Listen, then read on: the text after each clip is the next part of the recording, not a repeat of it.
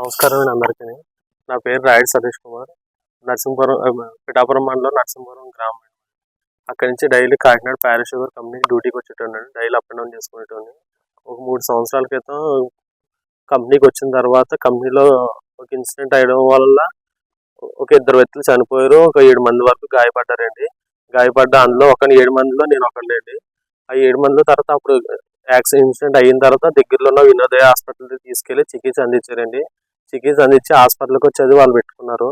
తర్వాత ఒక రోజు అయిపోయిన తర్వాత డిశ్చార్జ్ చేసేసి తర్వాత మీకు వచ్చి ఏమన్నా ఉంటే మా ద్వారా మీకు సాయం చేస్తామని చెప్పి అప్పుడు మాట ఇచ్చారండి. తర్వాత ఏమైనా వచ్చేలా ఉంటే ఫోన్ చేస్తామని చెప్పి అన్నారు. తర్వాత అప్పటి నుంచి ఫోన్ కోసం వెయిట్ చేస్తూ ఉన్నాం.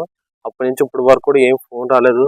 గత 3-4 రోజుల నుంచి డైలీ ఫోన్ చేసి మీకు కోర్టులో కేసు నడుస్తుంది, మీరు డైలీ కంపెనీకి రావాలి, కంపెనీకి వచ్చి సంతకాలే పెట్టేస్తే మీకు ఇంకా ఈ ఇన్సిడెంట్ కి సంబంధం ఉండదు, మీకు మాకు ఇంకా వేరే ఇబ్బంది ఏమి ఉండదు అని చెప్పి గత 4 రోజుల నుంచి డైలీ ఫోన్ చేసి ఇబ్బంది పెడుతున్నారండి.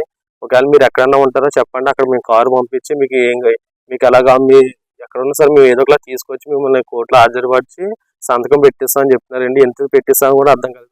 అసలు అందులో దెబ్బతాయిలు బాధపడి నేను ఉంటే ఒక 2 సంవత్సరాల నుంచి ఇంట్లో కూర్చున్నానండి.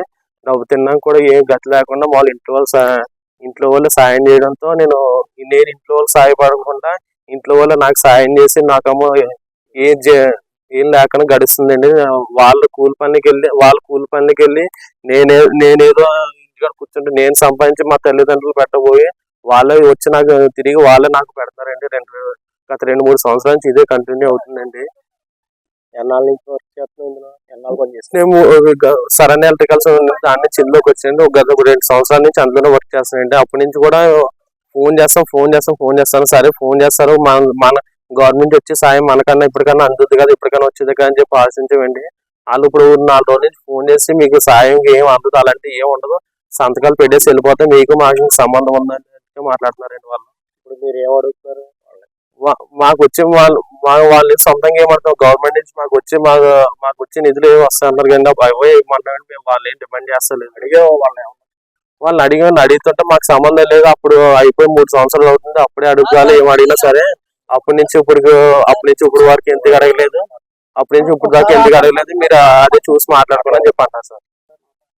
ఇప్పుడు అసలు మరి ఎక్కడికి వెళ్తారు? ఏం చేయాలనుకుంటున్నావు? కలెక్టర్ ఆఫీస్ దగ్గరికి వెళ్ళి కలెక్టర్ గారిని దిక్కనండి, ఆయన ఒక్కలో దిక్కున్నారండి, మాకు వేరే వాళ్ళు ఇంకెవ్వరు లేరు. కలెక్టర్ ఆఫీస్కి వెళ్ళి మాట్లాడతామండి.